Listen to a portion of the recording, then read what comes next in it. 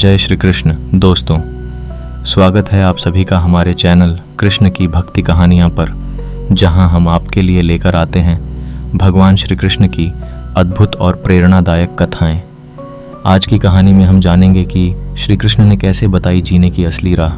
लेकिन दोस्तों, इससे पहले कि हम कहानी शुरू करें, आपसे एक छोटी सी विनती है। जो भी भक्त इस वीडियो को लाइक करेगा, चैनल को सब्सक्राइब करेगा और कमेंट में जय श्री कृष्ण लिखेगा, उसकी सभी मनोकामनाएं भगवान श्री कृष्ण जरूर पूरी करेंगे। यह आपका भक्ति और विश्वास का प्रतीक होगा। तो देर किस बात की, जल्दी से लाइक और सब्सक्राइब करें और तैयार हो जाइए इस अद्भुत कथा को सुनने के लिए। चलिए शुरू करते हैं आज की कहानी। एक बार की बात है, द्वारका में एक साधु श्री कृष्ण से मिलने आया। वह साधु तपस्वी था और जीवन भर कठोर तपस्या करता रहा था, लेकिन उसके मन में हमेशा एक सवाल रहता था, जीवन का असली अर्थ क्या है और इसे सही तरीके से कैसे जिया जाए।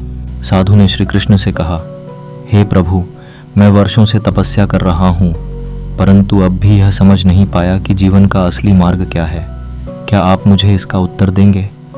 श्री कृष्ण मुस्कुराए और बोले, तुम्हारे प्रश्न का उत्तर मिलेगा, लेकिन पहले तुम्हें एक कार्य करना होगा। साधु ने उत्सुकता से पूछा, क्या कार्य प्रभु? श्री कृष्ण ने उसे एक छोटा दीपक दिया और कहा, इस दीपक को जलाकर पूरे द्वारका में घुमा लाओ, लेकिन ध्यान रहे, दीपक की लौ बुझनी नहीं चाहिए। साधु ने सोचा कि यह कार्य तो सरल है। वह दीपक लेकर द्वारका की सड़कों पर चल पड़ा। वह बहुत सावधानी से दीपक की लौ को बचाने का प्रयास कर रहा था। रास्ते में लोग उसे देखकर हंस रहे थे, बच्चे खेल रहे थे, बाजारों में शोर था, लेकिन साधु का ध्यान केवल दीपक पर था। कई घंटे बाद वह श्री कृष्ण के पास लौटा और बोला, प्रभु, मैंने आपका कार्य पूरा कर लिया, दीपक की लौ बुझने नहीं दी। श्री कृष्ण ने मुस्कुराते हुए पूछा, अच्छा तो बताओ, द्वारका में क्या क्या देखा? साधु ने सिर हिलाते हुए कहा, मैं कुछ नहीं देख पाया प्रभु, मेरा ध्यान तो केवल दीपक पर था। श्री कृष्ण ने कहा, ठीक है, अब एक बार फिर द्वारका जाओ, लेकिन इस बार दीपक की चिंता मत करना।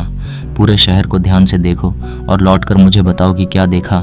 साधु ने दीपक लेकर फिर से द्वारका का चक्कर लगाया। इस बार उसने बाजारों की चहल पहल देखी, बच्चों का खेल देखा, लोगों की बातचीत सुनी और द्वारका की सुंदरता को महसूस किया। जब वह लौटकर आया तो बोला, प्रभु, मैंने द्वारका के हर कोने की सुंदरता देखी। यह शहर अद्भुत है।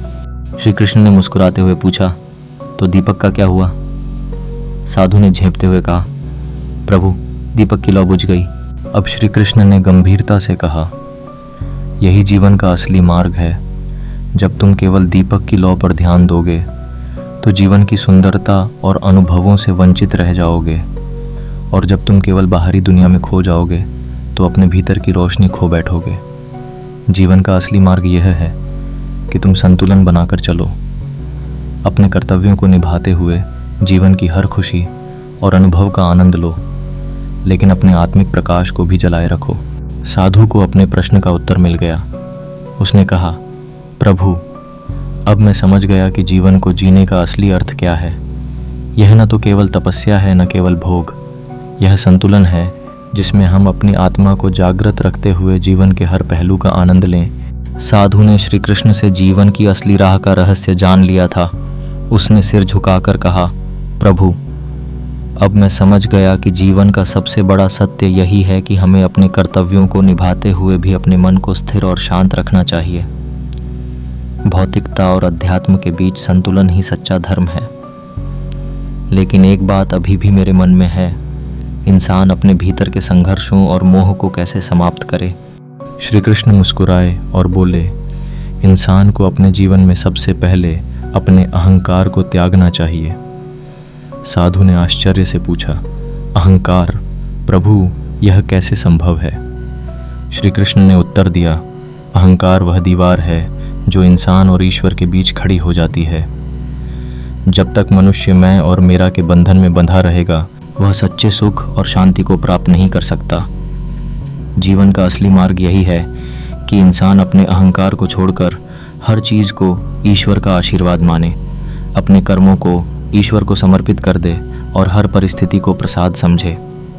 उन्होंने आगे कहा, जैसे नदी अपने पानी को समुद्र में अर्पित कर देती है, वैसे ही इंसान को भी अपने अहंकार को त्याग कर ईश्वर के चरणों में समर्पित हो जाना चाहिए। यही समर्पण उसे सच्ची मुक्ति और आनंद की ओर ले जाएगा। अब साधु ने गहरी सांस ली और श्री कृष्ण के चरणों में गिरकर कहा, प्रभु, आज आपने मेरे जीवन को दिशा दी है। अब मैं अपने अहंकार को त्याग कर सच्चे संतुलन और समर्पण के साथ जीवन जीऊंगा। यह कहानी हमें सिखाती है कि इंसान को अपने भीतर के अहंकार को छोड़कर हर परिस्थिति में संतुलन बनाए रखना चाहिए। जब हम अपने मैं को त्याग कर ईश्वर के प्रति समर्पण करते हैं, तभी हमें सच्ची शांति और मोक्ष की प्राप्ति होती है। जय श्री कृष्ण। जीवन में संतुलन और समर्पण का यह मार्ग सभी को प्राप्त हो।